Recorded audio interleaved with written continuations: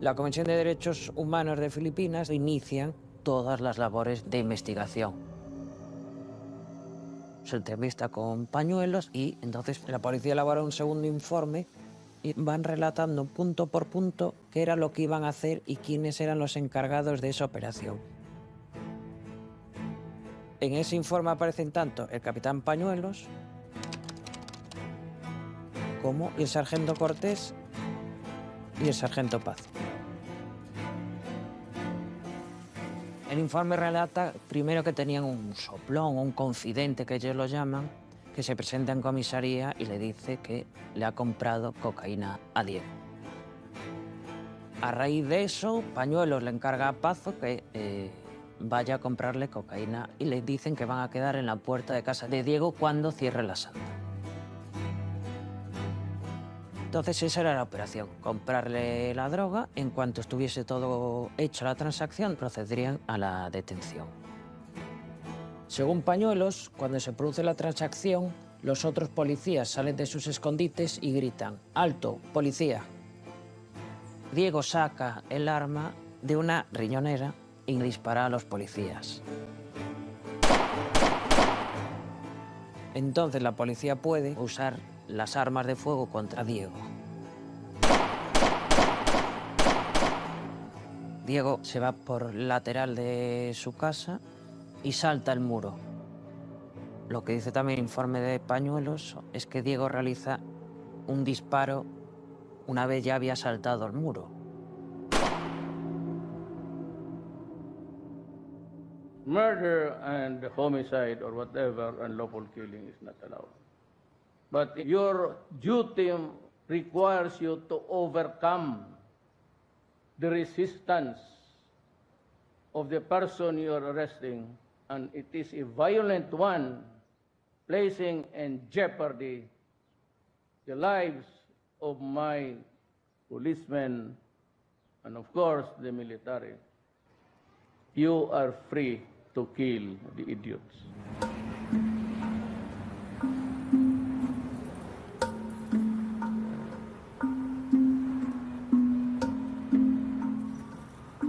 Es una excusa muy conveniente decir que hubo una operación antidroga, que fue sorprendido en el acto y se resistió al arresto. Ese es el patrón que se suele seguir en los asesinatos de la guerra contra las drogas en Filipinas. Y eso es algo que ha estado bajo sospecha en Filipinas, porque si se cree el relato de los grupos de derechos humanos, estiman que 30.000 personas han muerto durante la guerra contra las drogas.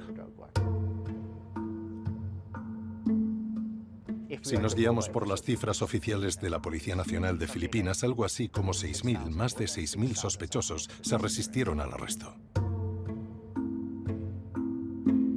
¿Todos estos sospechosos portaban armas?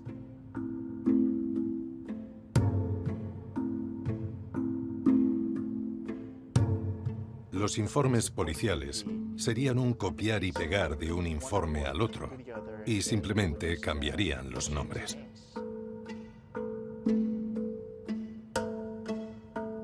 Es casi una rutina, es casi un procedimiento que no debería ser, porque ese no es el procedimiento operativo estándar de cómo debería operar la policía en Filipinas.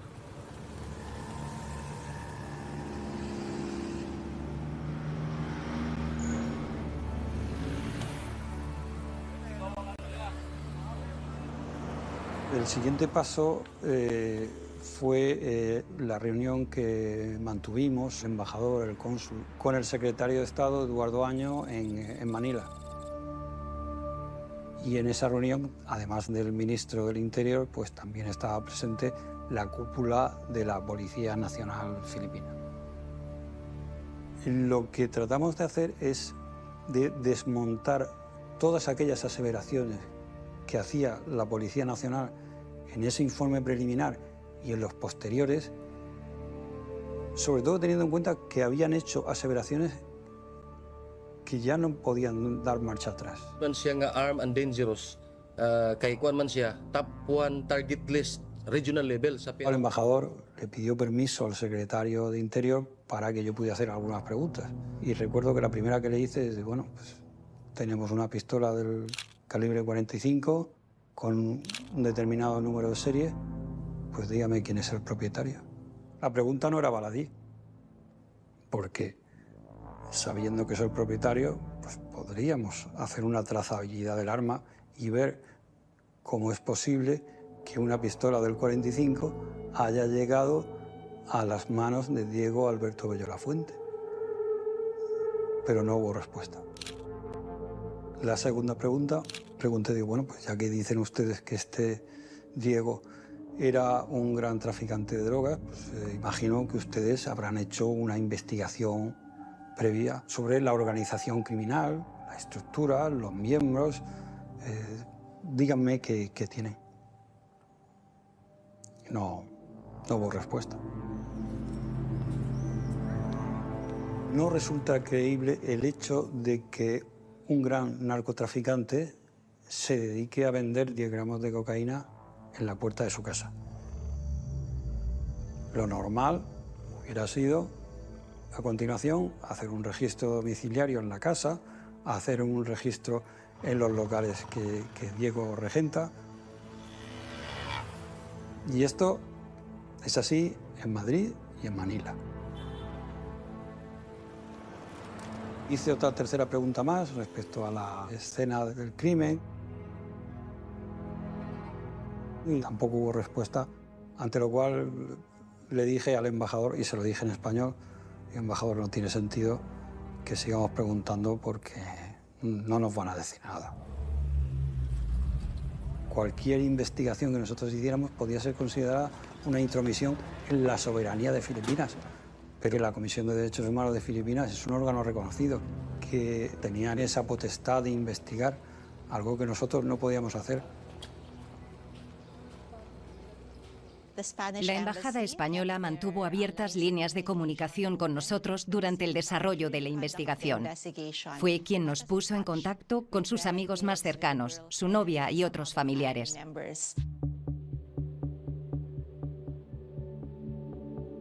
Nos dicen que expliquemos un poco qué habíamos visto. Entonces decidimos, Gina, Arturo y yo, de escribir un timing de todo lo que había pasado. Poner en común una versión entre los tres de lo que habíamos vivido cada uno de nosotros.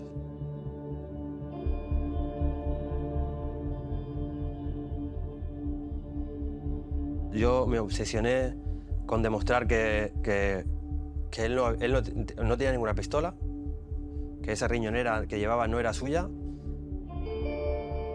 Lo primero fue, hostia, estuvimos en la puerta de la Santa un rato.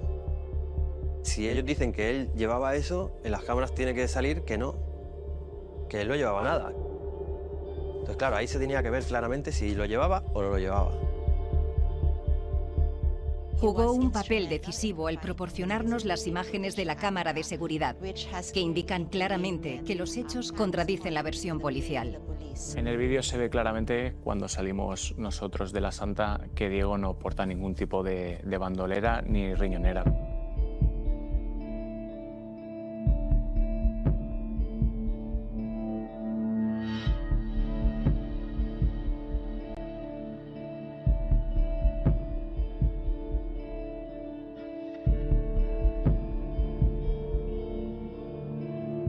Y en esas imágenes lo que se veía es que Diego salía con una camisa y con un pantalón corto.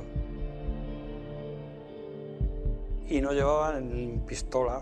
Una pistola del calibre 45 es un arma grande, se vería, y más en un atuendo veraniego. Y la riñonera tampoco la llevaba.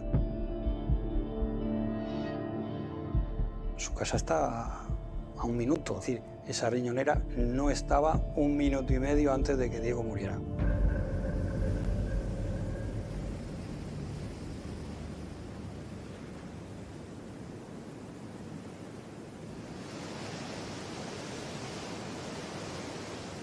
Cuando llegan Arturo, Pedro y Gina, ya tenemos por lo menos una composición de cómo fue todo, cómo pasó, horarios, lo que estaban haciendo, lo que no.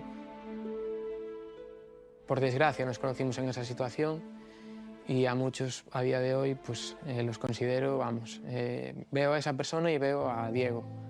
Veo a Pedro y veo a Diego, veo a Arturo y veo a Diego. Me gusta en parte, pero por otra parte no, porque al final es un recuerdo nada más.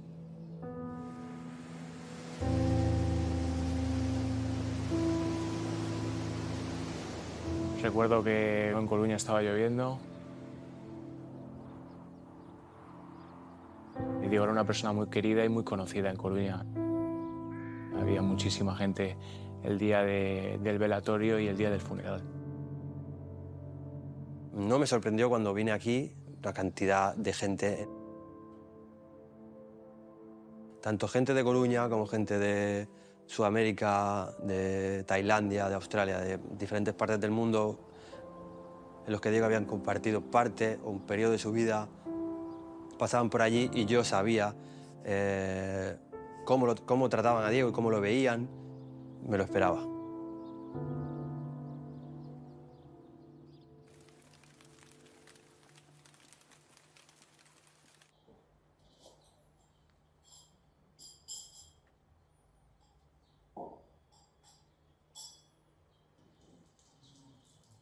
Cuando tenemos a Diego aquí en casa, hay un cambio como de mentalidad, porque yo sinceramente hasta que mi hermano no llegase aquí tenía miedo de que se inventasen cualquier excusa y que dijesen pues, que no se podía repatriar el cuerpo, que no nos enviasen el cuerpo de mi hermano.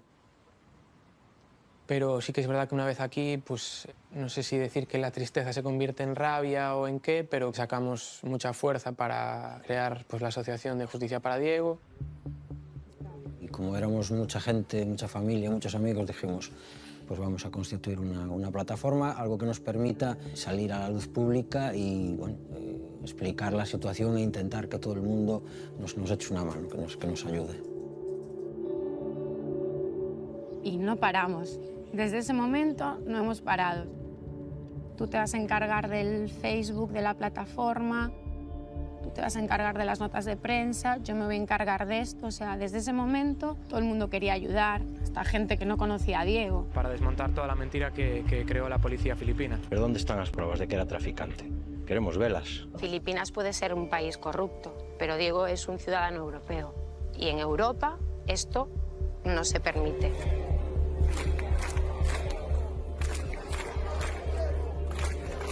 El objetivo estaba claro, primero de todo, limpiar el nombre de mi hermano porque lo ensuciaron de una manera muy rastrera. Y segundo, pues buscar la justicia que se merece. Gracias por pedir como nos justicia para Diego.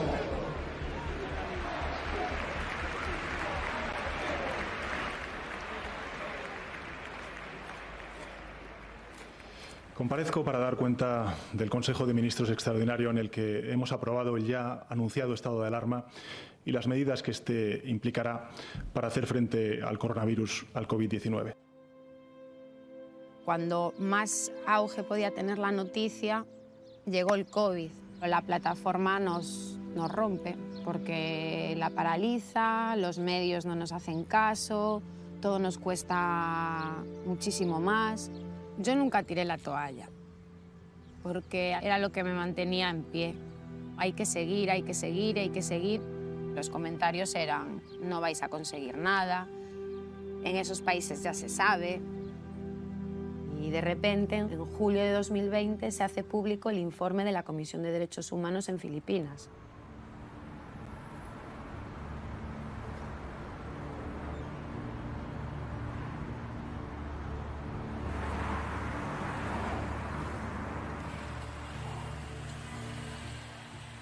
La verdadera intención de la Comisión de Derechos Humanos era asegurarse de que se continuara investigando el caso y de que se hiciera justicia por la muerte de Diego.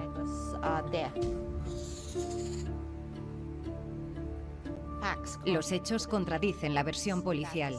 Esto es muy importante.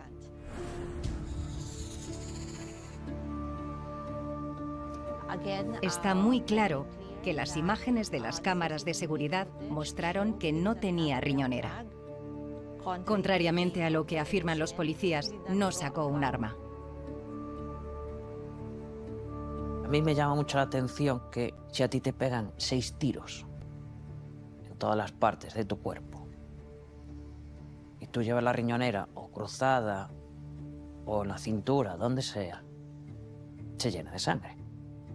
Y sorpresa que la riñonera no tenga ningún tipo de sangre. Es una cuestión obvia.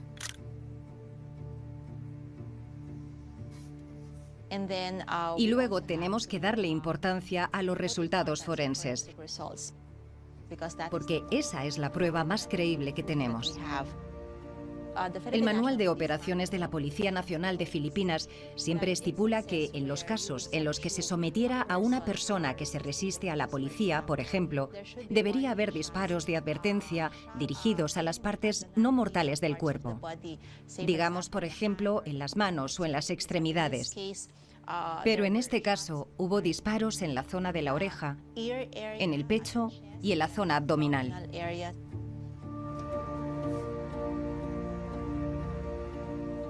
Las múltiples heridas de bala siempre indicarían una intención muy fuerte de matar a Diego.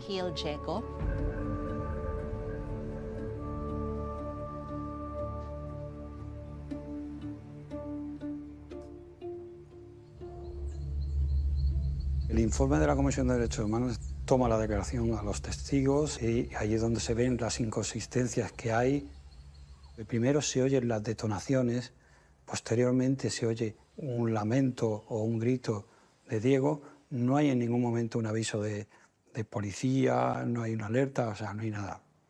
Y eso se hubiera oído.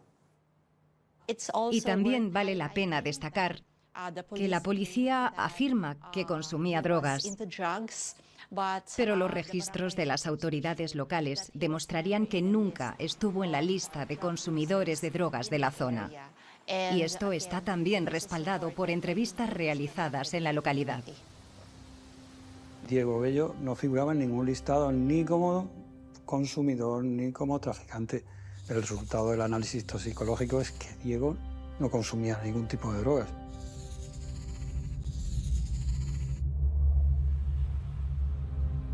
El informe de la Comisión de Derechos Humanos es taxativo. Es contundente, es completo, es riguroso. Y lo que mantiene ese informe es que la muerte de Diego es una ejecución extrajudicial cometida por la policía filipina. Esta investigación sí que encontró que hubo una violación de los derechos, una violación al derecho a la vida.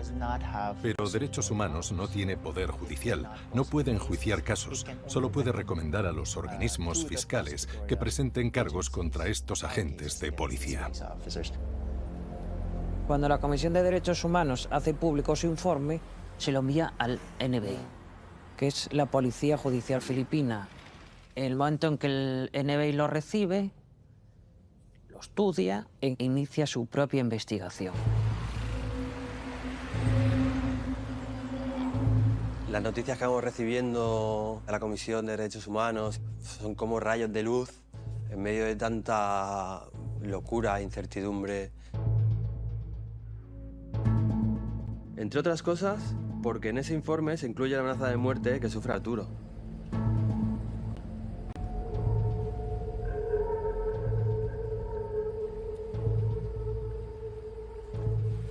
Era agosto y Diego estaba en Manila por el dengue.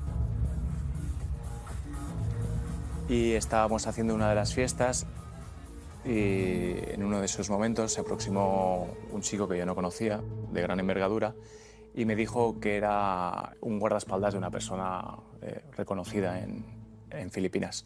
Me dijo que por favor bajáramos el volumen. Me dijo que si por favor podíamos salir a conversar fuera.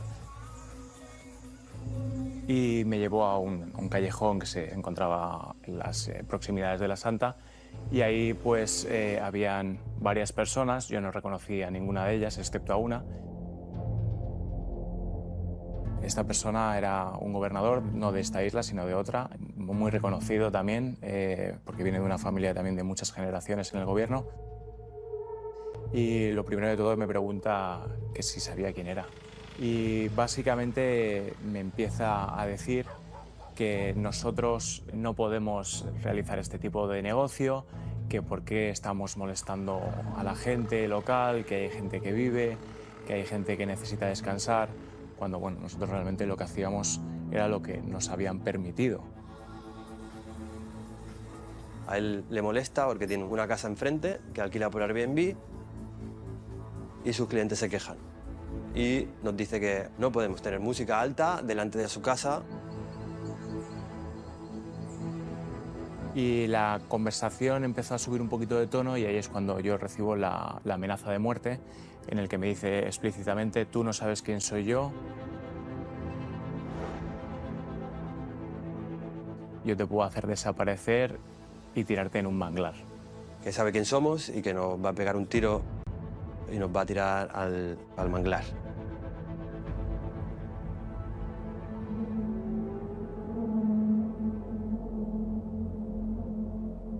La verdad que me generó mucha inquietud. Una persona de gran poder e influencia en el país que te amenace de muerte, pues te hace mucho que pensar.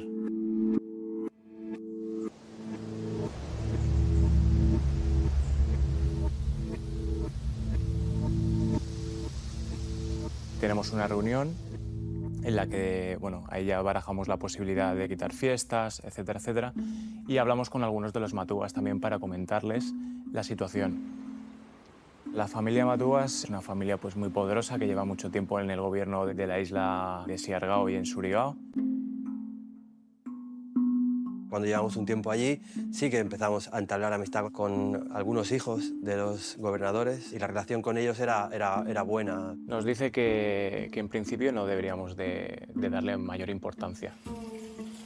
Que él lo conoce, que él tratará de lidiar un poquito con la situación, pero que estemos tranquilos. Eso es básicamente lo que nos dicen.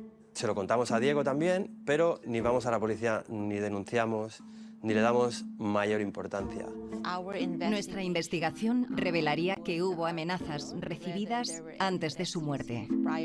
Pero en este caso particular no examinamos este incidente porque centramos nuestra investigación en quienes participaron directamente en el crimen. Esta amenaza es algo que podría investigarse en el futuro. Si se siente amenazado por alguien por el tema de la santa, nos lo habría contado, fijo, o sea, segurísimo. Y sería lo primero, además. Él nunca tuvo la sensación de peligro real. Nunca.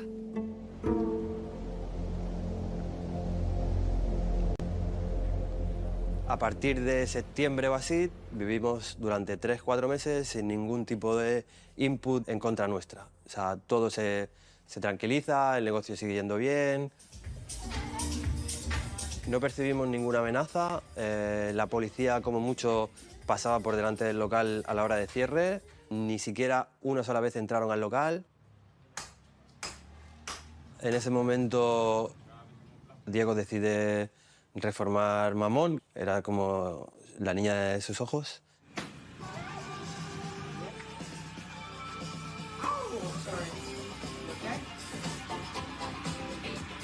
Diego estaba en una fase de expansión total, en todos los sentidos. Okay, hello Gina. We are just traveling around General Luna. No solo quería focalizarse en un tipo de negocio.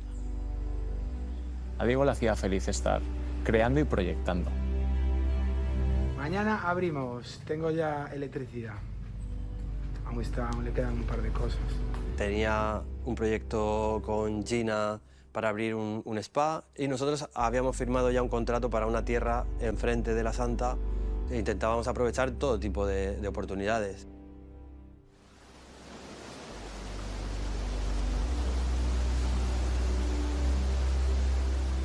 Hubo un acercamiento por parte de un familiar de los Matugas para que Diego formara parte de un proyecto en el que querían hacer un beach club.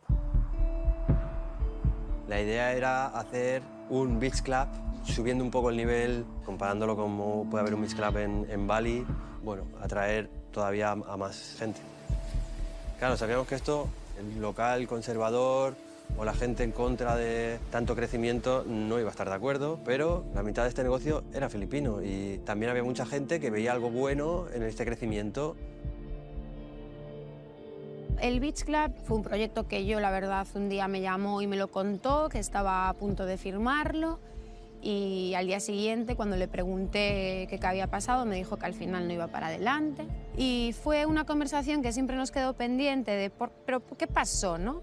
Y nunca la tuvimos. ¿Qué pudo pasar cuando estabais a punto de firmar y al final no lo hicisteis?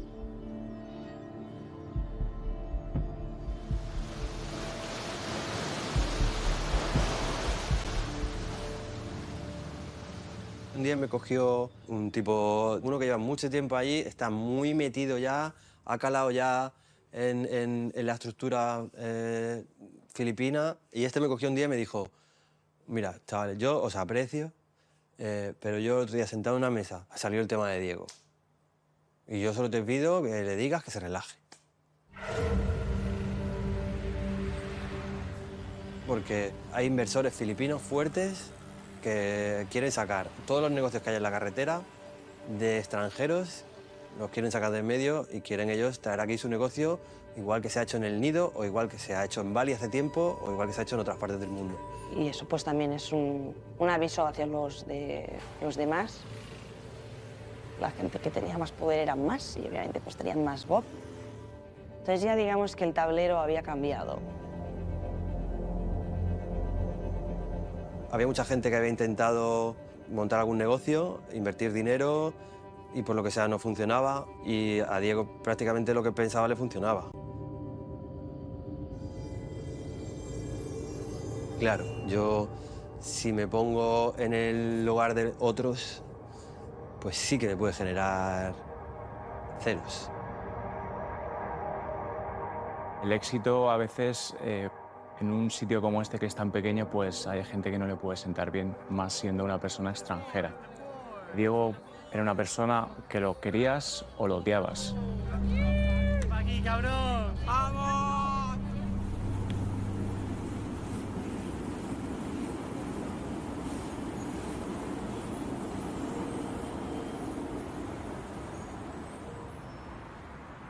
Nosotros tenemos miedo de que las presiones que existían en la isla sobre este caso pudiesen paralizar toda la investigación del NBI.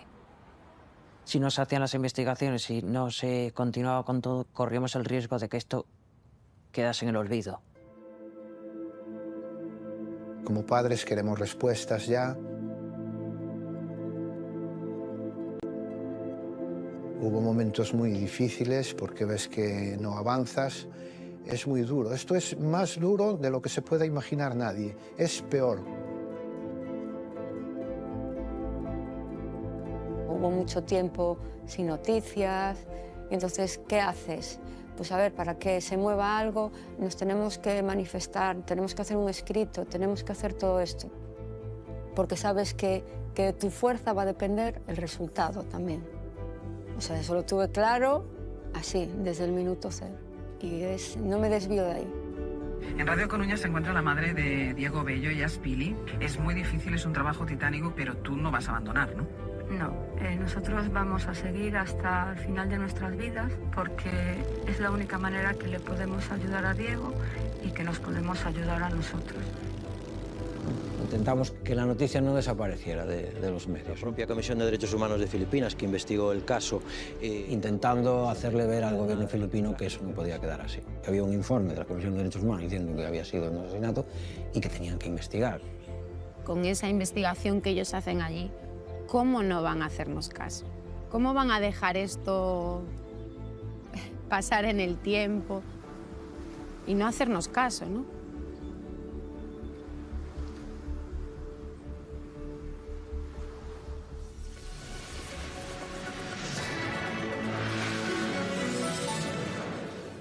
En Filipinas, la última investigación sobre la muerte del español Diego Bello desmiente que el empresario gallego tiroteado hace 2 años tuviese relación con el narcotráfico, como dijeron en su día los agentes. La investigación imputa ahora a los 3 policías que lo mataron a tiros.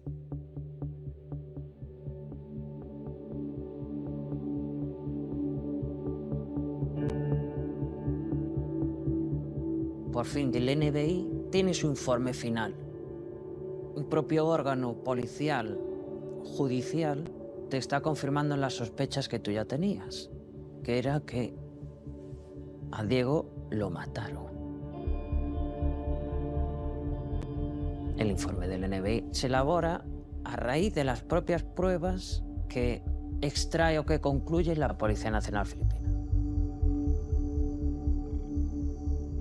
El NBI va a donde se cometieron los hechos, analizan todo lo que hay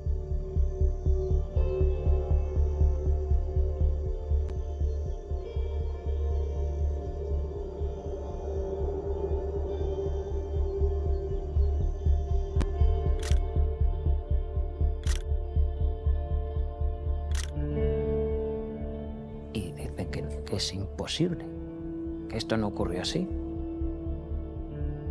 Los policías cuentan una versión, pero la realidad de las pruebas es otra completamente distinta. Según el informe del NBI, no coinciden las declaraciones de los funcionarios que hacen en el primer informe con la posición de los casquillos, es totalmente diferente. La disposición de los casquillos le dice al NBI que Diego tendría que haberse movido en círculo rodeando a los policías. Los disparos de Diego estaban en un triángulo casi perfecto y dentro de ese triángulo estaban todos los casquillos de bala de los policías. Con lo cual Diego corrió alrededor de ellos, supuestamente, los policías en el medio disparando a Diego sin que Diego les diese a ninguno, y después de dar la vuelta alrededor de ellos se escapa por el lateral de su casa y salta el muro, que es donde aparece el cuerpo, la riñonera sin sangre, la pistola, todo. Para el NBI resulta muy difícil de creer que en un enfrentamiento armado a tan corta distancia nadie más que Diego Bello resultara herido o muerto.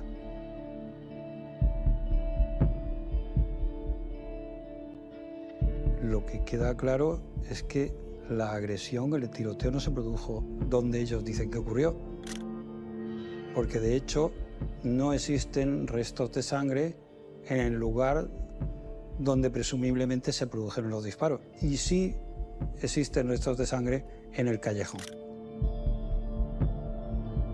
El informe de la Oficina Nacional de Investigación, el NBI, que es el informe es devastador, no deja lugar a la duda de que el escenario que figura en los informes policiales de la policía filipina es un escenario inventado.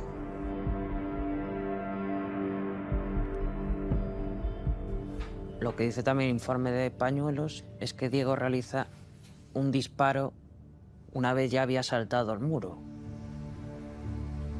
No aparece el casquillo, pero el NBI encuentra un casquillo de bala enterrado en la tierra al lado de donde estaba Diego.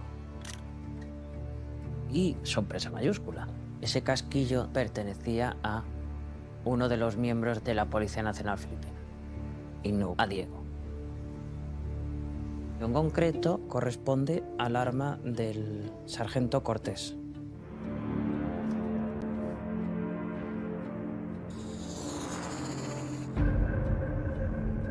Otra cuestión relevante es que en el informe de la autopsia nos dicen que Diego recibe un disparo con trayectoria de arriba hacia abajo, es decir, sentido descendente, está tirado en el suelo, sentado, o no sé cómo,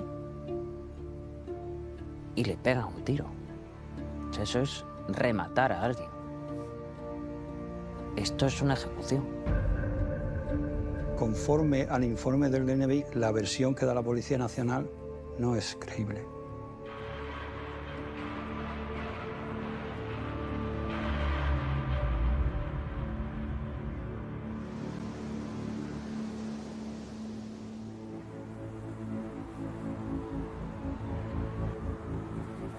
El informe del NBI lo que determina es que los policías presuntamente han cometido 3 delitos. El asesinato, falsificación de pruebas o la escena del crimen y perjurio. Lo acusaron de ser narcotraficante, versión que su familia nunca creyó. le da ahora la razón el informe realizado por la Oficina de Investigación Nacional, que dice que todo fue un montaje. El propio juez, por la relevancia que tienen los delitos, les decreta la prisión. Cuando dicta la orden de detención contra los 3 acusados, sorpresivamente desaparecen. Se los traga la tierra o quieren hacer que se los traga la tierra.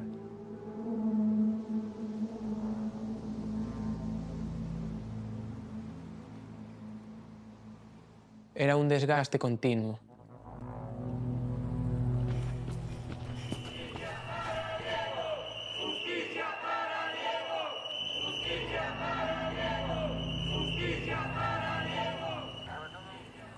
Hay veces que una misma noticia, un mismo paso me hunde, pero según me hunde, ya a la vez me saca fuerzas y hacia adelante. Lo único que te queda es luchar, luchar. Somos cobardes y los asesinos. O gobierno filipino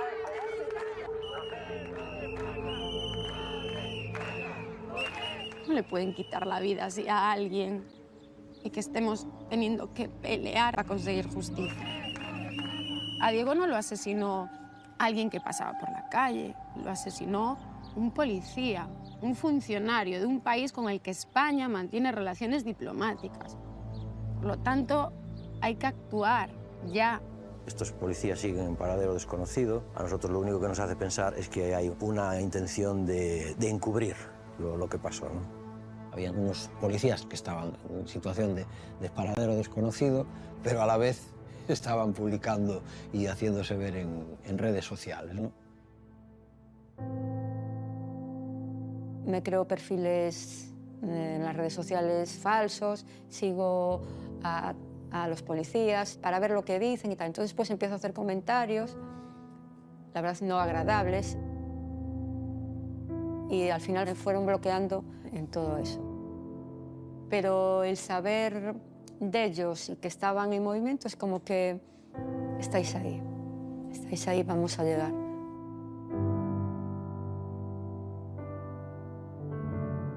Si Diego llega a ser consciente de lo que intentaron mancharle su nombre, se volvería loco. Loco.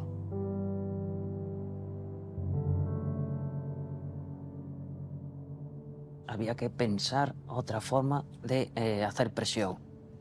¿Qué se nos ocurrió? La política. Iniciamos un proceso de charlas, de reuniones, de convocatorias, de llamadas para pedir apoyo a diferentes organismos, partidos políticos. Estamos todos implicados en este tema y todos queremos que se sepa la verdad y sobre todo todos queremos que se haga justicia a Diego. Fuimos a la embajada filipina en Madrid a hablar con el embajador, a pedir qué pasa con nuestros policías, por qué no se entregan, en dónde están. Y con la justificación, según ellos, que están desaparecidos. Es mentira, porque sabemos que están localizados. Tengo la firme esperanza de que el asesinato en 2020 del joven español Diego Bello no quede impune. Este crimen, que ha conmovido a la opinión pública española, debe ser castigado. El proceso penal no debe seguir bloqueado. Las fuerzas del orden filipinas tienen que actuar. Los padres de Diego Bello merecen justicia. Muchas gracias. Me pude entrevistar bilateralmente con 4 senadores de Filipinas con el ruego de que nos ayudaran y que al llegar a su país pudieran intentar desbloquear esta situación. Y también manifesté mi esperanza de que el caso Diego Bello, que iba a empañar las buenas relaciones entre Filipinas y la Unión Europea, pues que experimentara un avance en el proceso judicial y que cuanto antes los policías fueran detenidos. Lo que percibían todas las autoridades políticas filipinas, cada vez que salían de Filipinas, siempre tenían encima de la mesa el asunto de Diego. Siempre. Que a nosotros, con perdón, tocaban los cojones a todo el mundo. Incluso cuando Europa o otros representantes tenían que ir a Filipinas, lo primero que les sacaban era el tema de Diego Bello.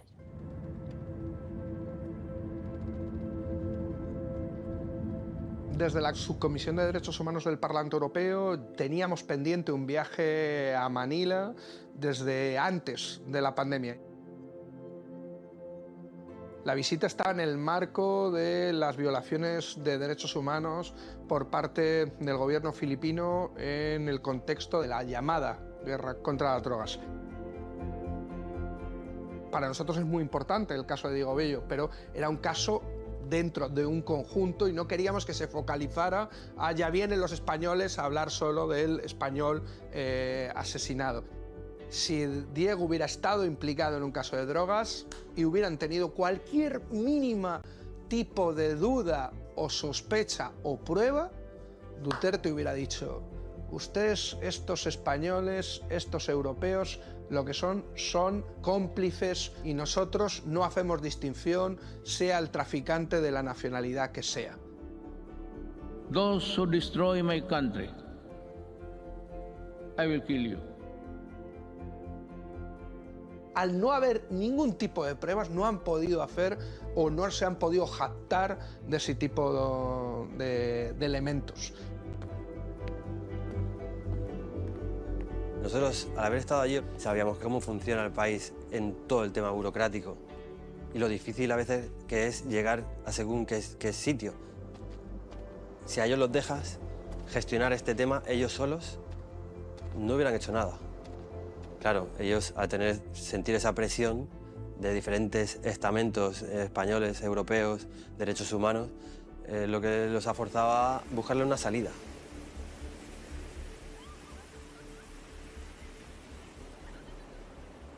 In other news, 3 policemen involved in the death of a Spanish businessman during a drug operation in 2020 surrendered to authorities. En febrero del 23, los policías se entregaron voluntariamente, o más bien los invitaron a que se entregasen después de todas las presiones que había. El día que vi los policías esposados es como una pequeña liberación de la opresión que tengo en el corazón. Era un deseo que era lo que me estaba dando fuerzas y lo que me sigue dando fuerzas para poderle hacer justicia a Diego.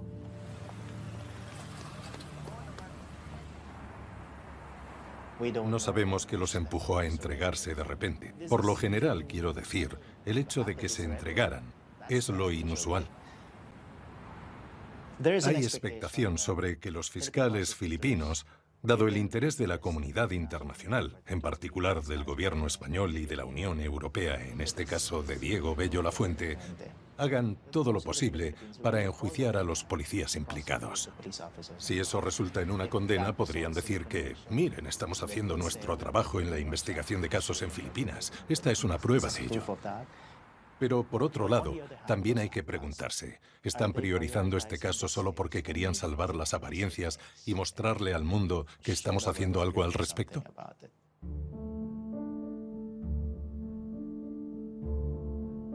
Diego representa a los miles de personas, hombres y mujeres, que fueron asesinados durante la guerra contra las drogas. Muchos no tuvieron el lujo ni la oportunidad siquiera de tener un caso, un expediente contra los demandados, y entonces el caso de Diego representa una esperanza.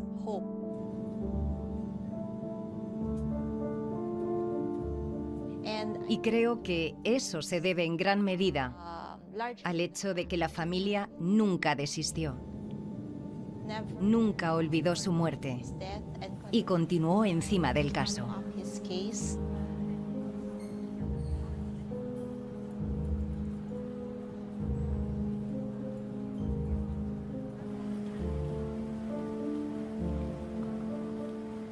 Deseo que el juicio salga rápido, que salga limpio y que la verdad salga a la luz, que para nosotros lo tenemos muy claro, pero quiero que esa gente pague por lo que hicieron.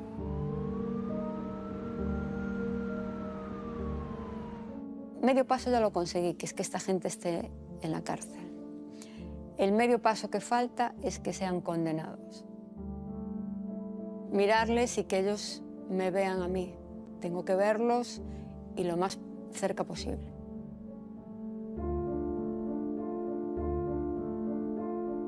Ellos son simplemente ejecutores. Ellos han acatado órdenes y las órdenes vienen de alguien con mucho poder y mucho peso. Un policía solo no organiza un asesinato, no prepara pruebas y no se inventa una historia. El que Diego desapareciera de la isla es una advertencia de el que quiera venir aquí y quiera hacer negocios, que sepa que esto puede pasar.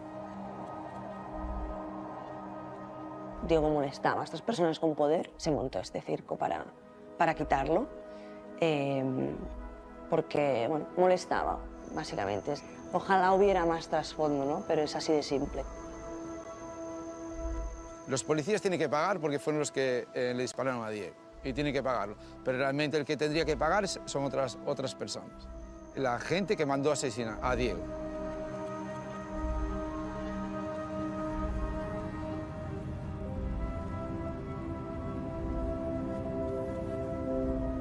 El juicio no trata para saber cuál fue el motivo que llevó a los policías o si alguien se lo ordenó. No, eso si quiere que lo cuenten los policías durante el juicio, no. Pero aquí lo que venimos a determinar es que lo han matado y eso tiene que quedar en la sentencia.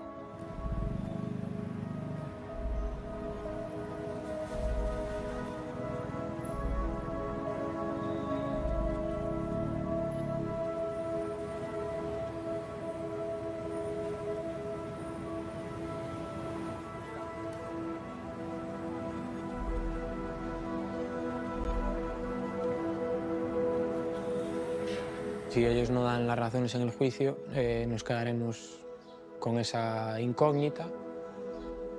Pero mira, la parte hasta la que nosotros podemos llegar creo que es esta.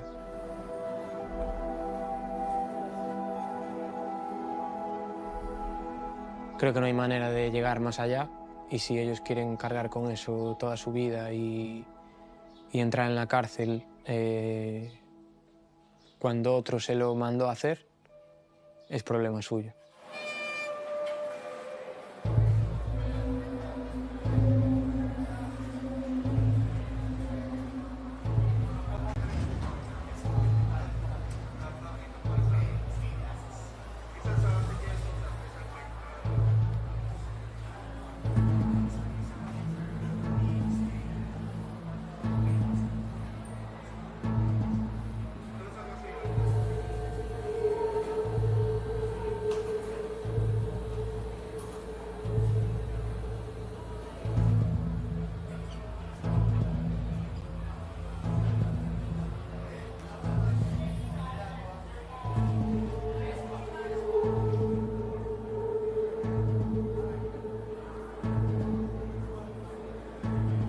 Si los policías son condenados y se reconocen los hechos de que actuaron a sangre fría, de que asesinaron a Diego, nuestro afán de justicia en parte estaría muy recompensado.